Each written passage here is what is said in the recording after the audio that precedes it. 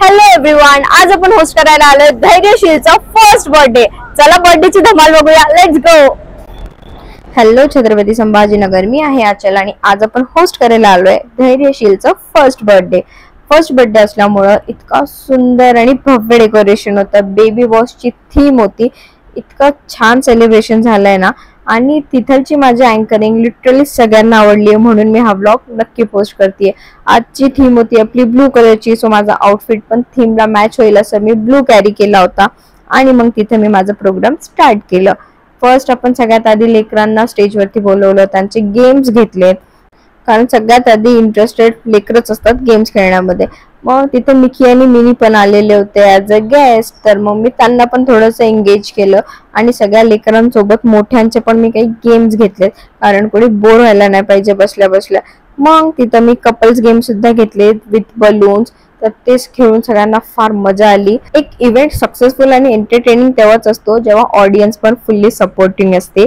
तसंच इथे झालं होतं. सगळे स्वतःहून समोर येत होते गेम खेळण्यासाठी. त्याच्यानंतर the baby boy rockstar of today's night धैर्यशीलची आम्ही रॉयल एंट्री घेतली बर्थडे मध्ये. मग त्याचं असं धमाकेदार वेलकम झाल्यानंतर आम्ही त्याचं बर्थडे सेलिब्रेशन केलं, केक कटिंग वगैरे केली फॅमिली सोबत, फोटो सेशन झालं आणि सगळ्यांनी खूप एन्जॉय केलं. हा ब्लॉग टाकायचं कारण असं की कारण मला खूप सारे जण इन्स्टावर विचारतात की तुला ऑर्डर्स कुठून येतात, तू ह्याचे काही क्लासेस केलेले आहेत का, अँकरिंग कुठून शिकली. तर मला ऑर्डर्स येतात माझ्या इन्स्टा पेजवरूनच, आणि मी कुठलेही काही क्लासेस नाही केले अँकरिंगसाठी. बस इन्स्टावर खूप सारे अँकर्सचे व्हिडिओज बघून बघून मी स्वतः अँकरिंग चालू केली आणि आता छान रिस्पॉन्स आलाय, तर मग मी तेच कंटिन्यू करते. मी असे काही स्पेशल क्लासेस नाही घेतलेले.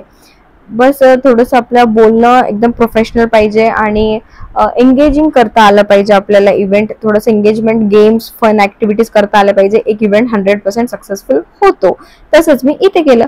गेम झाल्यानंतर मी कपल्सला डान्सिंग आणि सिंगिंग करायला लावली, काही छान छान उखाणे घ्यायला लावले. आता हे आपल्यासोबत एक न्यूली मॅरिड कपल होतं, मग ह्यांच्यासोबत डान्स आणि गाणे म्हणायला तर फार मजा येत होती. मग त्यांना डेअर्स दिले. त्याच्यानंतर काही राहिलेले कपल्स होते, त्यांच्यासोबत परत कपल गेम खेळला आणि त्यानंतर मी तिथे ना काही ऑडियन्स गेम्स घेतले.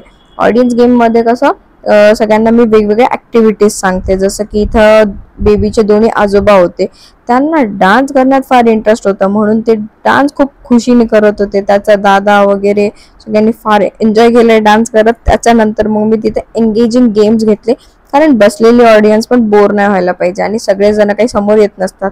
मग बसलेल्या ऑडियन्सला कॅप्चर करणं पण आपलं रिस्पॉन्सिबिलिटी असते. पण त्यांच्यासाठी माझ्याकडे काही क्वेश्चन्स असतात. त्याच्यानंतर मग मी त्यांना काही डेअर्स देते जे ते ऑन द स्पॉट करू शकतात. जास्त काही हार्ड नसतात ते डेअर्स करण्यासाठी.